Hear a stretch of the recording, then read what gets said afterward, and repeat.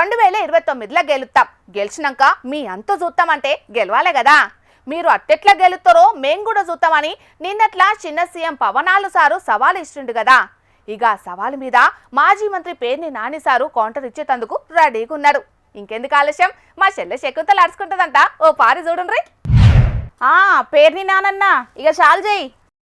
సంవత్సరం గడిచినా ఇంకా ఈ నరకాసురులకు రక్తదాహం తీరట్లేదు.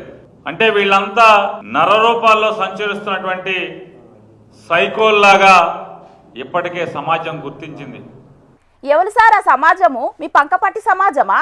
నారా చంద్రబాబు నాయుడు గారు ముఖ్యమంత్రిగా ప్రమాణ స్వీకారం చేస్తూ పక్షపాతం కానీ, భయం కానీ, వివక్ష కానీ లేకుండా రాగద్వేషాలకు అతీతంగా పరిపాలన చేస్తాను అని చెప్పి దైవ సాక్షిగా ప్రమాణం చేస్తున్నానని చెప్పని నారా చంద్రబాబు నాయుడు గారు ప్రమాణం చేశారు. జగనాలోటి చంద్రాలోట ఎవలేం తక్కువగా తీసారు.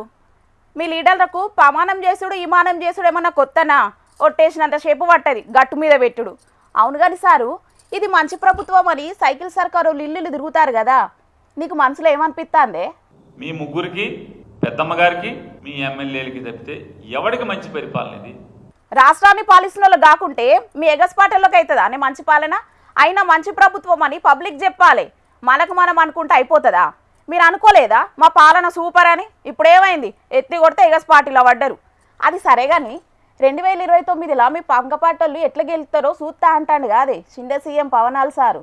2014లో పార్టీ పెట్టిన దగ్గర నుంచి ఈ రోజు దాకా రాజకీయ వేదికల మీద మీరు మాట్లాడే ప్రతి మాట సినిమా డైలాగ్ కాకుండా వాస్తవానికి దగ్గరగా ఒక్క మాట అంటే ఒక్క మాట, ప్రజల జీవితాలకు దగ్గరగా ఒక్క మాట అంటే మాట మాట్లాడారా మీరు అని అడుగుతున్నా.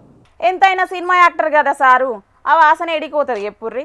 కాంక్షతో, ఆకాంక్షతో, సంకల్పంతో పనిచేయడానికి రాజకీయ పార్టీలు పెడతారు.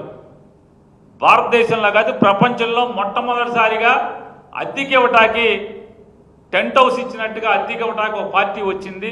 ఇది విచిత్రమైంది అని చెప్పి నేను చెప్తే మీకేంటి సారు, మీ పంకపాటలు ఏ పార్టీతో పొత్తు పెట్టుకోలేదు కాబట్టి ఎన్ని మాటలైనా అంటారు. కానీ దేశంలో ఎన్ని పార్టీలు పొత్తు పెట్టుకోలేదు చెప్పుర్రి. నేను అడుగుతాను పవన్ కళ్యాణ్, నువ్వెవరివే జగన్ని మళ్ళీ అధికారంలోకి రానివ్వనంటాకి? నువ్వెవరివే? గట్ల అడుగురి సారు, ఆయన ఎవరు మిమ్మల్ని రానియకపోయేందుకు? మీరు 2019లో కూడా చెప్పారు ఇట్లాగే, జగన్ రాడు, రానివ్వను, ఇది నా శాసనం. ఈ సినిమా డైలాగ్ కదా తమరేగా మాట్లాడింది. వచ్చిందా రాలేదా? అంతిమంగా ఈ రాష్ట్ర ప్రజలు మాత్రమే న్యాయ నిర్ణేతలు. గెలుసుడు గెలవకపోడు లీడర్ల చేతులు ఎందుకు ఉంటుంది సారు? ఓట్లేసే ప్రజల చేతులు ఉంటుంది. వాళ్ళు ఎట్లా చెప్తే గట్ల. ప్రజలకు ఎంతో మంచి చేసినామని చెప్పుకునేటి మీ పంకపాటిని ఎగస్పాటిలో కూర్చుండబెట్టింది కూడా గా ప్రజలేనాయే. నీకులాగా నాకులాగా ఈ రాష్ట్రంలో ఉన్నటువంటి ఏ గొట్టాంది పాత్ర ఉండదనేది నువ్వు నేను తెలుసుకుంటే మంచిదని చెప్పినది కూడా ఆయనకి చెప్తూ, నీకులాగా నాకులాగా ఈ రాష్ట్రంలో ఉన్నటువంటి ఏ గొట్టాంది పాత్ర ఉండదనేది నువ్వు నేను తెలుసుకుంటే మంచిదని చెప్పినది కూడా ఆయనకి చెప్తూ, చిన్న సీఎం పవనాలు సార్ని తిట్టాలనే ధ్యాసల వాడి నీకు నువ్వే తిట్టుకుంటున్నావు కాదే నానన్న, జర చూసుకో. నారా చంద్రబాబు నాయుడు గారికి అనుభవం ఉంది. ఈ ఆర్థిక వ్యవస్థను ఆయన మాత్రమే నడపగలడు. నాకు నడపటం చేత కాదు, నాకు పోరాటం చేత. ఓ అబ్బా చాలా పోరాటం చేస్తున్నాం సంవత్సరం నుంచి. ఏం పోరాటం చేస్తున్నాం కాదు సార్, పవన్ కళ్యాణ్ గారు ఏం పోరాటం చేశారు ఏ వ్యవస్థ మీద? నాకు కూడా గదే అర్థమైతలేదు సారు. వాళ్ళే సర్కారు నడుపుతారు, పవనాలు సారే చిన్న సీఎం. ఇంకా పోరాటం ఎవరి మీద చేస్తాడు? మీ పంకపాటల మీదనే కావచ్చు నానన్న. ఎన్నొద్దు, మీరు మంత్రి, పంచాయతీరాజ్ శాఖ, గ్రామీణ అభివృద్ధి శాఖ, ఈ రెండింటికి మీరే కదా, మీరు మంత్రి కదా. మీరు మంత్రిగా ఉన్నటువంటి ఆ శాఖలో ఏ రోజన్నా ఆ శాఖలో విషయాలను ఏమన్నా పట్టించుకున్నారా మీరు? గట్లంటారేంది సారు? సీఎం తర్వాత సీఎం అంతా డిప్యూటీ సీఎం. పేరుకు 2 శాఖలు అన్నట్టే కానీ అన్ని శాఖలు ఆయన అన్నట్టే కదా. ఇంకా ప్రత్యేకంగా చూసుకునేది ఏముంటుంది చెప్పే?